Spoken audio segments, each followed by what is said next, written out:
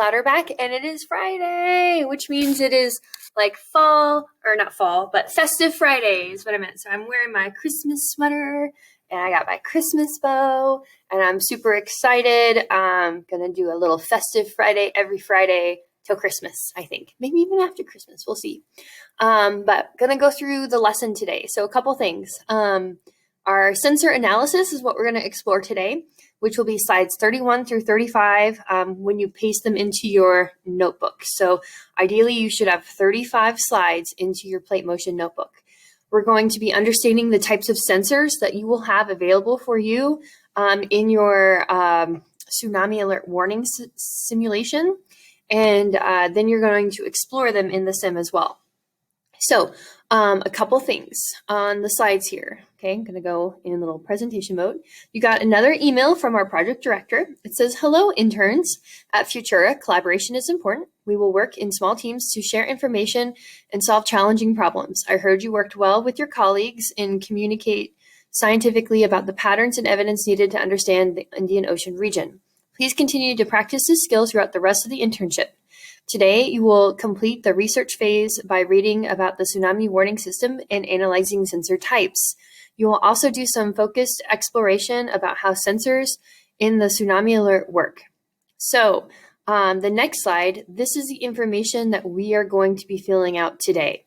There are 3 types of sensors for you to explore: earthquake, shallow, and deep water.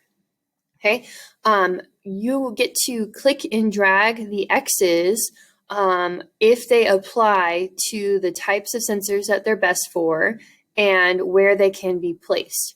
Some of these you can do more than one X. So for instance, earthquakes can detect, I think, multiple of these. You can just put them in several locations. You just have to copy and paste the X. Now, to get the information to fill this out, you click on the tsunami warning system.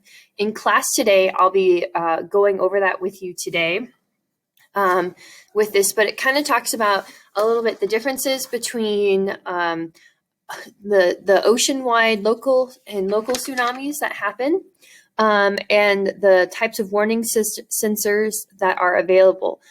Cost is the big thing when it comes to sensors, especially when you get down here. It talks about the cost and how they can measure. So this page right here, the second page, is where you're going to get a lot of the information for your sites, specifically the pros and cons side. Okay. If you're in class, we're going to fill this out together. If you miss class, I will post the answers the next day, but I want you to read and try to figure it out. Otherwise, it's going to take you longer to go through this. All right, then we have this video here that's going to go over how to place the sensors within the alert system and what to look for. I will be playing this in class, but if you are not, you're going to want to watch that on your own. And then lastly is exploring the sensors. So we are going to open up the tsunami alert, and we're going to place sensors and see how they interact with the system. So we want to think about the types of sensors we want to use based on the information we have here. And then we want to think about where to place them. So we want to consider the plate boundaries and the type of boundary that's going to cause a tsunami, where the earthquakes are and the strength of those earthquakes, and the characteristics and project criteria.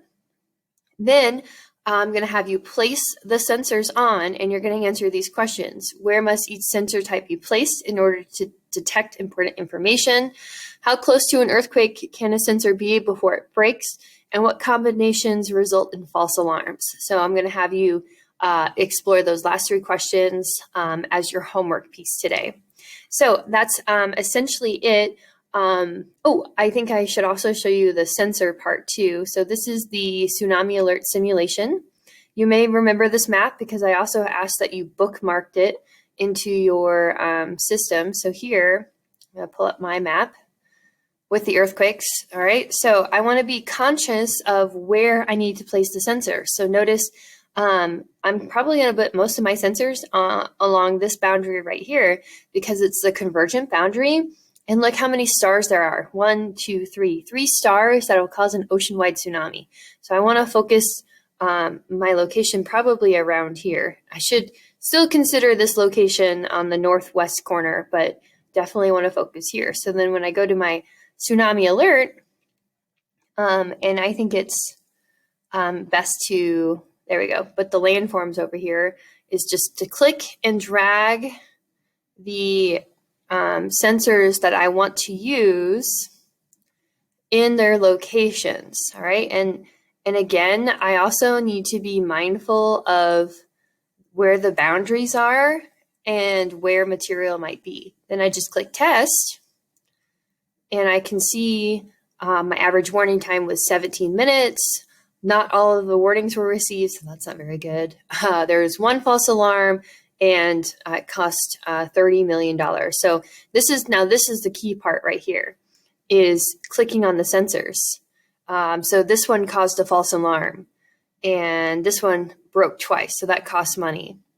This one also caused a false alarm. So I'm going to be mindful, this one broke twice and caused a false alarm. So those things are important to recognize, because if that happens, that costs money. So then you want to change where they should be placed and move them to maybe a different location and try again. And you just keep trying until you get a better system. See, that was worse.